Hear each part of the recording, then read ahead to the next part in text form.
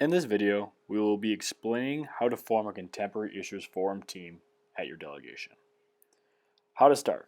First, you need to find the debate topic on the MEG website, form a team of 4 students, have those students research both sides of the argument, and have them ready to defend both sides of the argument when it comes to the Lansing Conference.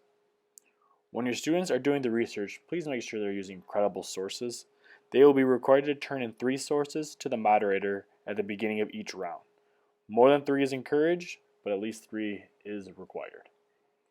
This year, the debate topic for this conference was: the state of Michigan must equally fund sports and arts programs. Before we jump into the debate, here's a flow chart to give you an idea of what to expect in the upcoming segment.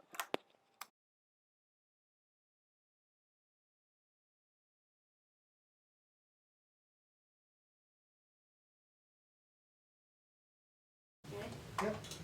Arts versus sports. Do you believe one is more important than the other, or that one deserves more funding, or at least equal funding? Hello, my name is Carly Crouch, and my teammates are Carson Maurer, Delilah Chatfield, and Elizabeth Talbot. We are Team B, and we believe that art-based programs in sports are equally important and deserve the same amount of funding. This student did a great job of introducing herself and her teammates. She is now going to go into her 5-minute affirmative opening speech. This speech should be prepared ahead of time. The opening speech should lay the foundation for your team's presentation. The speech should talk generally about points your team will make throughout the entire debate and really work to give a general overview of the entire topic from your team's perspective. Hello and good afternoon. I'm Vivian Wages and my teammates are Faith Wood, Katie Bailey, and Kyla Allman. We are Team A and would like to offer our point of view on the topic of why schools in Michigan should not equally divide their tax dollars between sports and arts programs. As you just heard, the student introduced herself, her team members, and what team she was a part of. She will have 5 minutes for her negative opening speech. The same rules apply.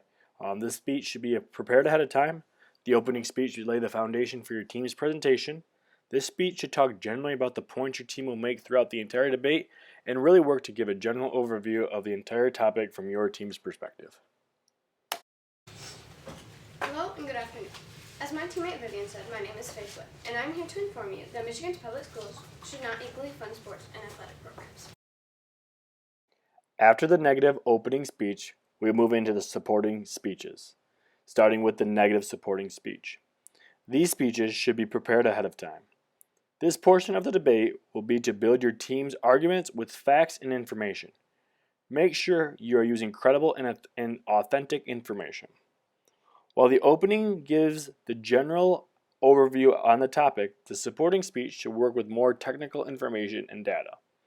This part of the debate is exceptionally important because if you use poor information, you open your team up to criticism during the rebuttal.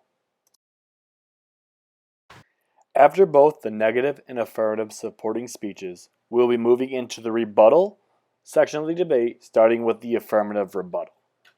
The rebuttal should not be prepared ahead of time. In debate, this section must be directly in answer to what the other team has stated in building up their case. This means that until you hear what the other team says, you can't really prepare a counter-argument. What you can do ahead of time is anticipate some of the arguments that the other side might bring to the table. Bring notes that support your claims to your side of the argument. The next section of debate is the closing arguments. These arguments should not be prepared ahead of time. The first team to present will be the negative side, who will have an opportunity for their fourth speaker to summarize key points of the debate, as well as sway the opinion of the moderator to side with them on the issue. In response to the negative team's closing, the affirmative team will have an opportunity to present their closing arguments. The closing argument should be considered a hybrid between an opening statement and a rebuttal. There should be lots of general information that builds their team's case, but this is also the last opportunity to demonstrate the opposing team's weaknesses. Each closing argument should be 5 minutes long. The final section of debate will be the question and response. The moderator for the round will ask a question of each team. Before they answer, they will have a few moments to gather their thoughts. That wraps up the debate portion.